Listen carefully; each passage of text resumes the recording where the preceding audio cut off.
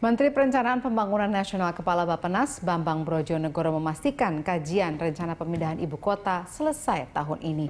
Wacana pemindahan ibu kota ke daerah lain atau salah satunya ke Palangkaraya ini digagas pertama kali oleh Presiden pertama Republik Indonesia Soekarno dan dimunculkan kembali oleh Presiden Joko Widodo.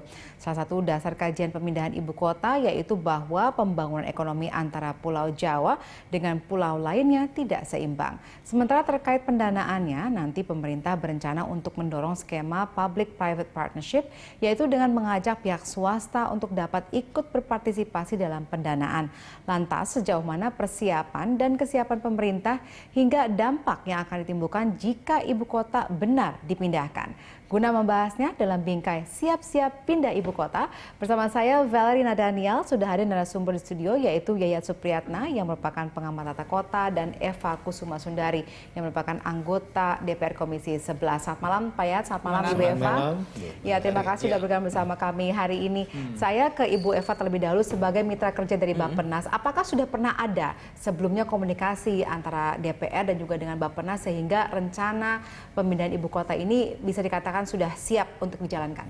Betul, belum ada sama sekali, justru pada saat laporan RKAKL kemarin dan saya yang meminta penjelasan lebih lanjut karena kok hanya gelondongan ya istilahnya, hanya gelondongan ada sekian dan akan siap untuk pindah dan seterusnya, tetapi detail kita nggak tahu, kemudian apa kira-kira programnya, sekuensnya seperti apa, itu kita nggak tahu sama sekali. Bagaimana dengan lokasi? Karena kan selama ini kan yang ramai diperbincangkan soal Palangkaraya, tapi belum dikonfirmasi oleh Bappenas. Termasuk lokasi, karena memang pulaunya Pulau Kalimantan, tetapi persisnya di mana masih ada dua pilihan yang saya dengar ya. Makanya saya perlu sekali meminta Pak Bambang supaya presentasi di DPR dan dijanjikan Pak setelah sudah selesai dengan rapat terbatas di kabinet.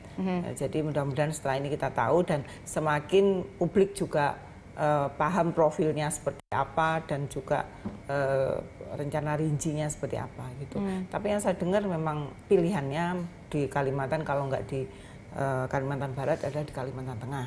Karena pertimbangannya pemerintah setempat mau mewakafkan tanah di sana yang cukup luas, yang memadai luasnya.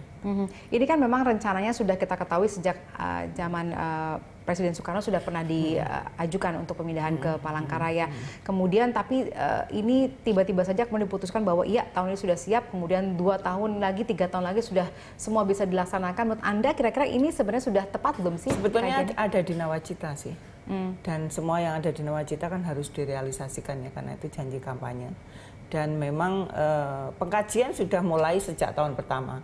Ketika saya di Bappenas dengan Mas Andrinov, itu sudah ada tim yang bergerak ke Kalimantan Barat, ke sana. Tapi waktu itu mungkin belum kelihatan betul bentuknya dan dilanjutkan oleh Pak Bambang. Nah, Pak Bambang mulai kelihatan bentuknya dan juga sudah mulai sedikit executable ya. Jadi mulai diwacanakan di publik. Tapi sejak awal tahun pertama Pak Jokowi sudah ada tim yang bergerak. Nah saya ke Pak Yayat sekarang sebagai seorang pengamat tata kota. Menurut Anda sebenarnya urgensi untuk pemindahan ibu kota itu seperti apa saat ini? Sebetulnya kita harus melihatkan selama ini diwacanakan pindah karena ada masalah dengan ibu kota yang sekarang. Jadi tanda tanya besar adalah apakah pindah menyelesaikan masalah baru atau menambah masalah yang baru lagi. Nah menurut Anda apa sebenarnya sekarang yang pertanyaannya, isu besar yang muncul sekarang adalah persoalan ketidakseimbangan pembangunan. Kalau mengkaji memang dari IO, input-output secara regional, harus diakui bahwa kekuatan Pulau Jawa itu sangat besar, mempengaruhi pertumbuhan di sekitarnya. Contohnya kalau kita ingin membangun di Kalimantan, inputnya untuk membangun itu sebesar dari Jawa. Tenaga kerjanya, bahan bakunya. Begitu outputnya dikeluarkan, dikirimkannya ke Jawa kembali. Jadi nilai tambah Jawa luar biasa. Nah, yang menjadi tantangan bagi sebuah ibu kota baru, apakah dia mampu menjadi semacam prime mover, menjadi sebuah pusat pertumbuhan ekonomi baru di luar Pulau Jawa? Karena yang perlu kita ingat di sini, kita harus bisa menetapkan fungsi apa yang akan kita dorong ke sana. Kalau hanya pada fungsi pemerintahan, agak berat. Karena bagaimana agak berat karena kota itu kan harus sustain ya. Kota itu harus mampu punya basis ekonomi. Karena bagaimanapun ketika dia tumbuh kembang di sana, dia akan tumbuh sebagai primate city bukan, kota utama. Nah, apakah dia justru tergantung kepada kota-kota sekitarnya? Kita bisa bayangkan kalau sebuah ibu kota tidak punya input bahan baku yang cukup, bahan material yang cukup, segala sesuatu jadi dari luar, kemudian apa yang terjadi? Kehidupan akan semakin mahal. Jadi memang betul harus mempertimbangkan bukan hanya pada kajian fisiknya, tapi bagaimana kajian keterkaitan dengan kota-kota sekitarnya. Sehingga kota itu begitu tumbuh kembang, dia tidak menjadi semacam parasit bagi kota-kota sekitarnya. Maka dalam hal ini, kajian-kajian yang dimatangkan itu sekali lagi bahwa kota ini bukan kota swasta. Bukan kota pengembang. Kalau pengembang seperti Meikarta, hari ini begitu launching semua iklan di mana-mana, Meikarta mau dibangun. Tapi ini kota publik, kota pemerintahan ya. Jadi kalau misalnya ternyata salah satu alasan dikatakan bahwa ini untuk menyamaratakan pembangunan tidak hanya terpusat di Jakarta, tapi juga di Pulau Jawa, tapi juga di pulau-pulau lainnya, apakah tepat dengan jawabannya dengan pemindahan ibu kota? Saya mengatakan bahwa keberanian untuk menetapkan ibu kota baru itu berupa visi bahwa Indonesia masa depan itu bukan Jawa dan Sumatera lagi, tapi Kalimantan, Sulawesi, Papua.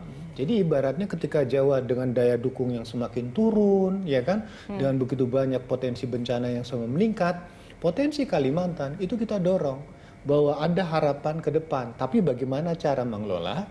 Cara mengelolanya adalah tidak mengurangi kesalahan ketika kita mengelola Jakarta misalnya kan. Nah disitulah kematangan para perencana itu melihat bahwa investasi betul. Sekarang kan pertanyaannya tadi pakai APBN atau PPP. Public Private Partnership.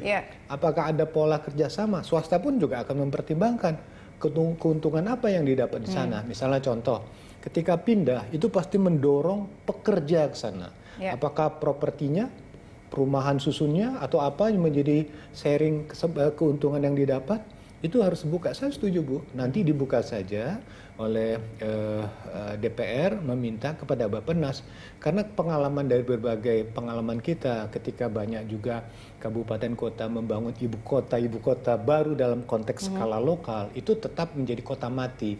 Nah kita berharap ketika dipindahkan, mau tidak orang yang di Jakarta ini pindah. PR juga PR ya. paling besar. Baik, tadi saya tertarik juga dengan Anda mengatakan jangan sampai salah kelola seperti Jakarta. Nah, apa yang salah di Jakarta? Iya, pertama begini, Jakarta tidak ditempatkan fungsi yang jelas. Perdagangan di sini, jasa di sini, industri di sini, pemerintah di sini. Kemudian segala bentuk infrastrukturnya pun di Jakarta semua. Artinya apa?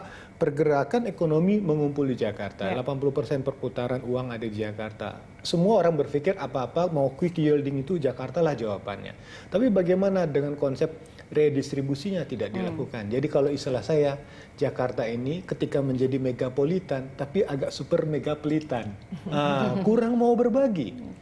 Jadi kalau misalnya ternyata jadi pindah, misalnya ke Palangkaraya begitu ya, itu akan jadi kota apa di sana? Pemerintahan saja atau juga ekonomis juga atau bagaimana? Nah ini menarik ya, satu kota itu bukan membangun kotanya, tapi sistem jaringan struktur ruangnya. Saya tertarik ada namanya Tata Ruang Pulau Kalimantan. Sekarang Pak Jokowi akan mengembangkan sistem jaringan kereta api. Seluruh kota-kota di Kalimantan ini dihubungkan oleh sistem jaringan. Nah pertanyaannya, ketika sistem jaringan, misalnya saya bayangkan sistem jaringan kereta api seperti di Pulau Jawa ini ada, kemungkinan percepatan pembangunan itu akan mudah terjadi. Karena apa? Aksesibilitas, mobilitas mudah. Jadi kota dengan kota lain bisa menekan biaya distribusi dan transportasinya. Jadi kemungkinan kota cepat berkembang. Kalau tidak dipercepat pembangunan infrastrukturnya berupa sistem jaringan antar kota, berat. Justru infrastrukturnya itu yang menjadi seperti kita utama pengalaman ya, di Papua lah kan. Papua kan sulit berkembang karena jaringan jalan tidak ada. Biayanya terlalu mahal dengan menggunakan pesawat. Bagaimana dengan pilihan dia? Nah, catatan lagi tadi saya pendapat dengan Bu Eva. Di mana lokasi yang paling pas yang akan kita tetapkan? Hati-hati menyebutkan nama. Karena begitu disebutkan tanahnya naik semua harganya. Naik semua. ini. Tapi tadi kata diwakafkan katanya Bu, semua dari pemerintah, benar kayak gitu. Untuk pembangunan infrastrukturnya. 300.000 hektar. Karena pengalaman waktu ketika Jonggol itu digoreng, itu sebetulnya kayak bisnis properti, beli tanah murah, digoreng isunya pindah ibu kota, naik harganya kan. Nah jadi jangan sampai ketika kita membangun ibu kota baru di sana, harga tanahnya udah gila-gilaan. Jadi perlu kehati-hatian ketika menyebut nama, pengamanan secara regional, pengamanan secara kekawasan harus dikunci. Tanah-tanah siapa itu. Baik, kita akan dengarkan dulu. Ini ada pernyataan dari Wakil Presiden Yusuf Kala yang mengatakan bahwa pemerintah masih mengkaji sebenarnya wacana pemindahan ibu kota Jakarta ke Kalimantan. Pemindahan ibu kota Jakarta ke Kalimantan sebelumnya dikemukakan oleh Menteri Negara PPN Kepala Bappenas Bambang Brojonegoro.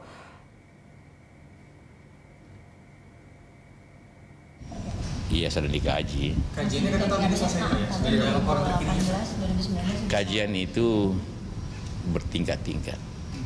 Ada kajian preliminary awal, ada kajian tentu sudah lebih mendalam, ada kajian bagaimana pembangunannya yang jelas, macam-macam bertingkat-tingkat itu. Kalau tahun ini mungkin baru proposal awal. Iya, silakan Bu Eva dikomentar dulu pernyataan dari Wapres ya, ini. Memang betul, memang kajian, tapi kan Pak Bambang sudah menyatakan kajiannya sudah akan selesai. Nah, kalau sudah akan selesai kan artinya bukan lagi sebagai studi ya Pak, tapi sudah eksekusi dari hasil studi tersebut. Dan menurut Pak Brojo bahkan skema dari pendanaan juga sudah disiapkan.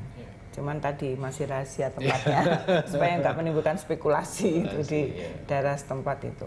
Dan saya pikir kok Pak ya, saya kalau merujuk pengalamannya Australia, lalu juga Den Haag dan seterusnya itu kan dipancingannya kalau Australia kan ada perguruan tinggi negeri, sehingga ada perekonomian kampus yang tumbuh, lalu kafe-kafenya muncul dan seterusnya.